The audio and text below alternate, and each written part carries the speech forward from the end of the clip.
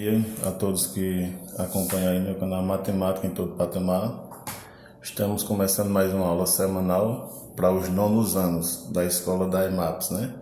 Escola Municipal Antônio Pinho Sobrinho. Lembrando que lembre-se de se inscrever no canal, ativar as notificações para receber a notificação da aula toda semana, tá bom? O assunto de hoje é conjunto numéricos, números naturais, inteiros, racionais e irracionais. Aí o conjunto disso tudo aqui é o conjunto dos números reais. Vamos lá começar.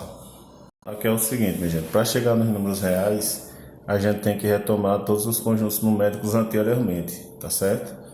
Primeiro aqui, conjunto dos números naturais. É representado por esse símbolo aqui, N. É formado pelo número 0 e por todos os números positivos que a partir do 0 são obtidos acrescentando 1 ao número imediatamente anterior. Ou seja, são aqueles números que a gente usa para contar.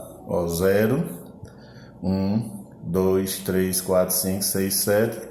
E você percebe que ele é infinito, né? Aí esses são os naturais, do 0 para frente.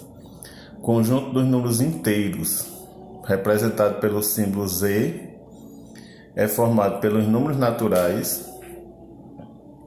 Os números naturais estão dentro dos inteiros e é acrescentado agora os negativos.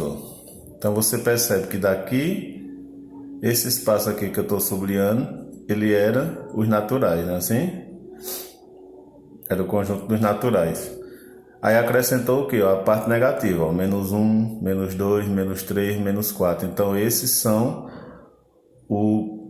é o conjunto dos números inteiros. É os naturais acrescentados dos negativos, tá bom? Então por isso que aqui no diagrama a gente percebe que os números naturais, eles estão dentro dos inteiros, né? Os inteiros vem o conjunto dos números racionais, que ele é representado pelo símbolo Q e é formado pelos números que podem ser expressos em forma de fração. Todo número que for representado por fração, ele é do conjunto dos números racionais. Lembrando que o número de baixo, que é o denominador, ele tem que ser diferente de 0, tá certo? Aí esse é o conjunto dos racionais. Aí todo número inteiro também é racional, ou seja, todo elemento de Z é também elemento de Q. Por isso, a gente diz que o conjunto Z é subconjunto de Q, ou ainda que Z está contido em Q. Aí aqui acrescentando o diagrama, o conjunto dos naturais está dentro dos inteiros, assim como os inteiros estão dentro dos racionais, né? Aí aqui, os números racionais, eles podem ser representados na forma decimal, com decimal exato, né? Ou então na forma de dízima periódica, tá certo? Veja um exemplo, por exemplo, aqui, menos 1 meio. Por que é que deu 0,5? Porque dividiu 1 por 2, Aí 1 por 2 não dá, coloca 0, 0, vírgula. Aí 10 dividido por 2 dá 5, que aqui dá 10 e 0, né? Então por isso que ficou menos 0,5. Como é que eu transformo esse 20 terços em número com vírgula? É só pegar o 20 e dividir por 3. Aí aqui dá 6, que dá 18. Aí sobra 2. Não pode, coloca vírgula, 0 e vírgula. Dá 6 de novo, 18, sobra 2. Aí você vai percebendo que vai ficar se repetindo, né?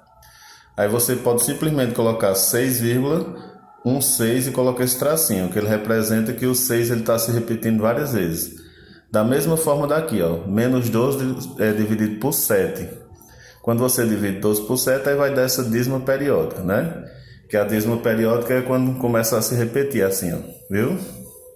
São os números irracionais, representados pela letra I. Há números que não podem ser escritos, olha aqui, eles não podem ser escritos na forma de fração. Esses números não são racionais. Um exemplo é raiz de 2. esse número aqui elevado ao quadrado resulta 2. No entanto, não há número inteiro decimal exato ou dízimo periódico elevado ao quadrado resulta em 2. Aí aqui está vendo as possibilidades, né? Aí a gente descobriu que pode ser 1,41, 1,42. Aí aqui, se a gente continuar os cálculos, esses números aqui eles só vão se repetindo, né? Eles vão aumentando e sem se repetir, na verdade. Aí não tem como a gente transformar ele em fração, se não for um dízimo periódico ou se for um número decimal normal. Aí nesse caso acontece com todas essas outras, ó. As raízes que não são exatas, raiz de 3, raiz de 5, raiz de 10, raiz cúbica de 4, entre outros números que não se repetem depois da vírgula, né? Que não são dízimos periódicos, não tem como transformar ele em fração. Por exemplo, ó, raiz de 3, quando eu faço lá na calculadora, ó, dá 1,7320, 50, 80. Não tem uma lógica de repetição aqui, ó, e ainda tinha mais número aqui para frente. Raiz de 11, 3,31, 66, 24, 79. Todos esses são irracionais, tá certo? Raiz cúbica de 4, olha o número que dá, ó. Não tem uma repetição para a gente transformar em fração. Agora você tem que se ligar aqui o seguinte: nem toda raiz é um número irracional. Por exemplo, raiz quadrada de 81, 9. Então aí é um número normal, né? Raiz cúbica de menos 1, 1. Raiz quadrada de 0,64, 0,8. Raiz quarta de 1,16, 1 meio. Então esses que tem a raiz aqui exata, eles são racionais. Aí esses daqui, ó, que não são dízimos periódicos, os números não se repetem de jeito nenhum, aí eles são irracionais, que são as raízes não exatas, né? Aí um dos números irracionais mais famosos que existe é o π, que é esse símbolo aqui, ó, π, que inclusive é o símbolo do meu canal de matemática, se você perceber, né? Aí em qualquer circunferência, a divisão da medida do comprimento da circunferência pelo dobro da medida do raio tem como resultado esse número aqui, minha gente, ó, aproximadamente, né? 3,14159265 e assim eu continuar. Esse número é um exemplo de um número irracional e é representado pela letra grega π. Com o auxílio de um computador já foi possível determinar 1,2 trilhão de casas decimais do número π, sem que ele tenha surgido um decimal exato ou então uma dízima periódica. Então até agora, minha gente, ele não encontraram nenhum número que se repita, que se transforme numa dízima periódica. Sempre vão sendo números diferentes. Aí aqui está a circunferência. Se você pegar toda a circunferência, dividir o comprimento, que é o contorno dela aqui, ó, pelo dobro do raio, aí você vai achar aproximadamente esse π. Aí quando a gente faz cálculo usando esse número, o mais famoso é a gente usar 3,14 aqui, viu? Aí é mais comum a gente arredondar para 3,14. Assim, ó, reunindo-se em um mesmo conjunto, todos os números racionais e todos os números irracionais, a gente forma o conjunto dos números reais. Então, reais, nesse caso, é a junção disso tudo aqui, ó. Né? Esses são os reais. Os naturais são quais? Aqueles que a gente usa só para contar, né? 0, 1, 2, 3, inteiro, junta esse e o inteiro aparece os negativos, menos 1, menos 2, menos 3. Racionais, junta natural e inteiro, e aqui nos racionais aparecem o quê?